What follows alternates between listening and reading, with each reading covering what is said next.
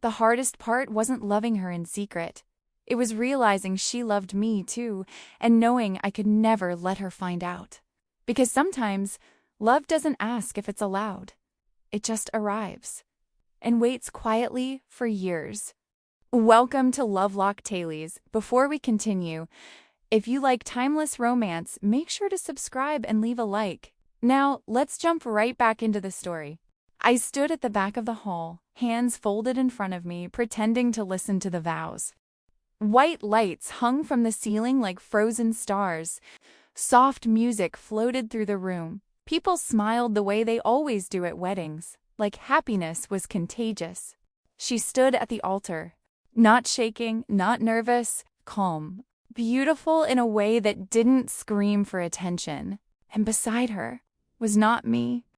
I wasn't the groom. I wasn't even part of the ceremony. I was just her brother's best friend, the man standing quietly behind the last row of chairs, watching the woman he loved promise her life to someone else. When she smiled, the room melted. And when her eyes briefly met mine, she didn't look surprised. She didn't look angry. She looked grateful. That was when I knew. She had always known. Years earlier, before everything became complicated, she was simply my best friend's sister. Nothing more. I met her the way people usually meet someone who will later matter far too much, casually. She walked into the living room barefoot one evening, holding a mug of tea, hair tied loosely behind her head. She glanced at me once. "Who are you?" she asked. Before I could answer, her brother laughed. My annoying best friend. She raised an eyebrow. "You don't look annoying." I smiled. That was the beginning. Not of love, not yet, just familiarity. She wasn't flirtatious. She wasn't dramatic. She listened more than she spoke. When she did speak, her words carried weight, like she didn't waste them. Sometimes she'd sit near us while we talked, pretending to scroll on her phone, quietly absorbing everything. Other times, she'd ask questions that made you pause. Not small talk, real questions, the kind that linger. I didn't wake up one day and realize I loved her. It happened quietly. So quietly, I didn't notice when it began. It was in the way she remembered things about me, things I hadn't said out loud. In how she'd bring me tea without asking when I looked tired. In how conversations with her never felt forced. We talked late into the night sometimes. Not secretly. Not improperly, just honestly. About fears. About expectations. About the pressure of becoming who people thought we should be. Once, she said something that stayed with me. "I think the worst feeling is knowing you're capable of more, but being afraid to reach for it." I didn't respond. The moment I knew I was in trouble came one evening when her brother wasn't home. We were sitting on opposite ends of the couch, the television playing something neither of us was watching. She laughed at something I said, then suddenly stopped. Our eyes met. The air changed, not dramatically, just heavier. Something unspoken hovered between us. She looked away first. And in that silence, something inside me whispered, "This is dangerous." That night, I lay awake staring at the ceiling. Because love hadn't arrived with excitement. It arrived with fear. I made a rule that night, a quiet one, a personal one. Some feelings are not meant to be acted upon, not because they aren't real, but because acting on them would destroy too much. He was my best friend, the man who stood by me when I had nothing, the man who trusted me completely. Loving his sister wasn't just forbiddens. It was betrayal waiting to happen, so I buried it. I smiled when she spoke. I kept my distance when she came close. I reminded myself daily, "This is not yours." She noticed the distance. Of course she did. People always notice when someone stops leaning toward them. She tried to bridge the gap at first, asking if I was okay, joking lightly. Inviting conversation, I responded politely, carefully, like someone afraid of breaking glass, and slowly, she stopped trying. That hurt more than anything else, because it meant she believed my silence. She believed I didn't care, and I let her believe it. I didn't know she was standing behind the door. I was on the phone with a friend, tired, unfiltered. He asked me why I never dated seriously anymore, why I always seemed distant.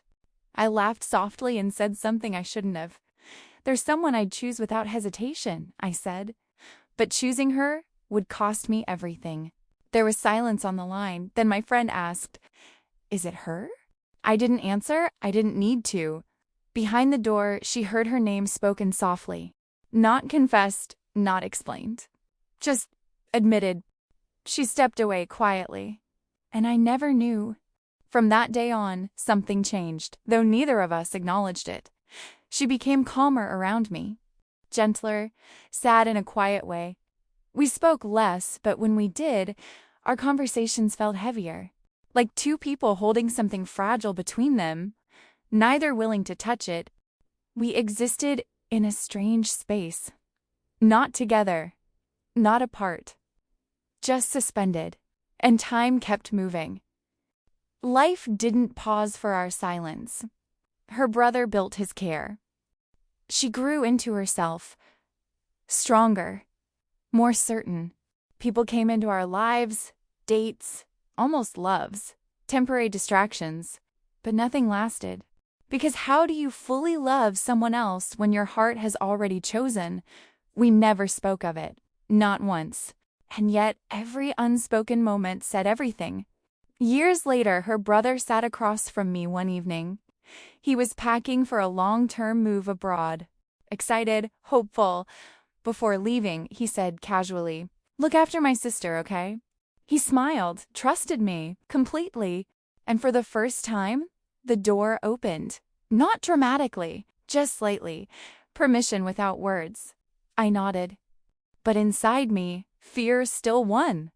Because even with permission, courage doesn't always come. And love, when delayed too long, begins to ache. Waiting doesn't feel dramatic at first. It doesn't hurt loudly. It settles quietly into your days like dust you don't notice until everything feels heavier.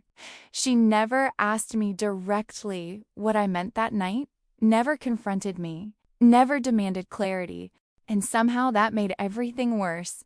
Because when someone doesn't ask, it means they already know the answer they're afraid to hear. We existed in politeness, careful smiles, safe conversations, boundaries that neither of us named. Sometimes our eyes would meet for a second too long. Not longing, not hope, just recognition. Like two people acknowledging a truth they had agreed not to touch. And I told myself, this is better. Better than betrayal. Better than hurting her brother. Better than breaking the foundation of my life. But I didn't realize something then. Silence can hurt too. There was one afternoon, just one, when everything almost changed. She and I were alone in the kitchen. Sunlight streamed through the windows, settling softly against her face. She looked tired.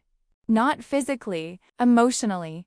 She asked me casually at first, "Do you ever wonder what life would be like if we chose differently?" The question froze me. I laughed nervously. Everyone wonders that. She nodded slowly, then said, "Some people wonder quietly for too long." Her voice didn't accuse. It didn't beg. It simply stated a truth. I opened my mouth. I felt the words rising. Years of restraint pressed against my chest, demanding release. But fear arrived faster. I said nothing. She waited, then smiled, a small, tired smile. And that was the moment I lost her. Not when she walked away. Not when she loved someone else. But in that kitchen, when she offered me honesty, and I answered with nothing. After that day, she changed. Not dramatically, not angrily. She simply stopped waiting. She began saying yes to invitations she once declined. She laughed more freely around others. She started building a life that didn't orbit uncertainty. I noticed, but pretended not to, because acknowledging her growth meant acknowledging my loss. She never punished me, never made me feel guilty, which somehow hurt more, because anger can be argued with. Acceptance cannot. The man she eventually chose wasn't extraordinary. He was important. He wasn't louder than me, or more impressive. He was simply present. He listened, openly. He spoke, clearly. He chose her, without hesitation. He didn't love her in silence. He loved her out loud. And slowly, she leaned into that, not because she stopped loving me, but because love, when starved long enough, grows tired. I saw them together once at a small gathering. Her laughter sounded lighter, different, not better, just unburdened. That was when I realized she wasn't choosing him over me. She was choosing peace over waiting. There were moments when I almost pulled her aside, almost told her everything, almost said, "I loved you, I still do." But every time, her brother's face flashed in my mind. His loyalty, his trust, his belief in me. I had protected him for years. I couldn't betray him now, not even with honesty. So I let the distance grow. And distance, once allowed, becomes permanent. The day she got engaged, the news didn't come from her. It came from her brother. He called me, excitement spilling through the phone. She said, "Yes." I congratulated him. My voice didn't shake. I even smiled. After the call ended, I sat alone for a long time, not crying, not angry, just empty. Because grief doesn't always scream. Sometimes it sits quietly beside you and waits. Before the wedding, there was one final moment. We ran into each other unexpectedly, just the two of us. No audience, no pressure. She looked at me for a long second, then said softly, "I hope you find what you're looking for." I almost laughed, because I had found it years ago. I just hadn't been brave enough to keep it. I nodded. "You too," she smiled. And that was goodbye, even if neither of us said the word. And then we were back at the wedding. The present moment I had been standing in all along. Music swelled, people clapped. She walked toward her future, not away from me, but forward without me. When her eyes met mine again, there was no pain, no regret, only understanding. She mouthed a single word, "Thank you," not for loving her, but for not breaking her brother's heart, for carrying the burden alone, for letting her go without making her choose. And in that moment, I finally understood something painful. Love isn't always about possession. Sometimes it's about restraint. People think heartbreak happens when love ends, but some heartbreaks happen because love never begins. Life moved on because it always does. Her brother got married, they built a home, photos appeared online, holidays, birthdays, quiet happiness. I wasn't erased, I was still present. Still uncle to their children, still trusted, still welcome. And that was the strangest punishment of all. Because I wasn't haunted by what I did wrong. I was haunted by what I never did at all. Years passed, real years, the kind that change your face in the mirror, the kind that soften memories, but sharpen meaning. I dated, I smiled. I lived a life that looked complete from the outside. But every now and then, in the space between conversations, her name would appear in my mind uninvited. Not with longing, with familiarity, like a song you haven't heard in years but still know by heart. I never compared other women to her. That wouldn't be fair. But there was something I noticed. With others, I was choosing. With her, I had simply known. One evening, long after the wedding, long after the ache had dulled, I realized something quietly devastating. I hadn't lost her. I had chosen not to claim her. And that distinction mattered, because loss suggests helplessness. But choice carries responsibility. I chose loyalty. I chose silence. I chose restraint. And I don't regret those choices, but I learned their cost. Some people become angry when love doesn't work out. They turn cynical. Closed hard, I didn't. If anything, loving her taught me something sacred. That love isn't proven by how loudly you confess it. Sometimes it's proven by how much you're willing to carry alone. Not every love story is meant to be lived. Some are meant to shape who you become. There was a letter I once wrote, never mailed, never shared. It sat folded in a drawer for years. It didn't ask for anything, didn't confess, didn't plead. It simply said, I hope the love you chose gives you everything I couldn't offer openly. I hope it is gentle. I hope it is steady. And I hope you never doubt that you are deeply loved, even in silence. I burned the letter eventually, not because it hurt, but because its purpose had already been fulfilled. She didn't need to read it. I needed to write it. Time teaches strange lessons. It doesn't erase love, it reframes it. I learned that not all love is meant to arrive with fireworks. Some arrives like a whisper and leaves like an echo. And if you listen closely enough, it stays with you, not as pain, but as perspective. If I could speak to anyone listening now, I wouldn't tell you to confess every feeling recklessly. And I wouldn't tell you to hide your heart either. I would tell you this. If you love someone, don't let fear be the reason you stay silent. Because sometimes the greatest tragedy isn't rejection. It's never giving love the chance to answer you back. I loved my best friend's sister, and I hid it for years. Not because I was a coward, but because I believed love meant sacrifice. And maybe, sometimes it does. But I now understand something deeper.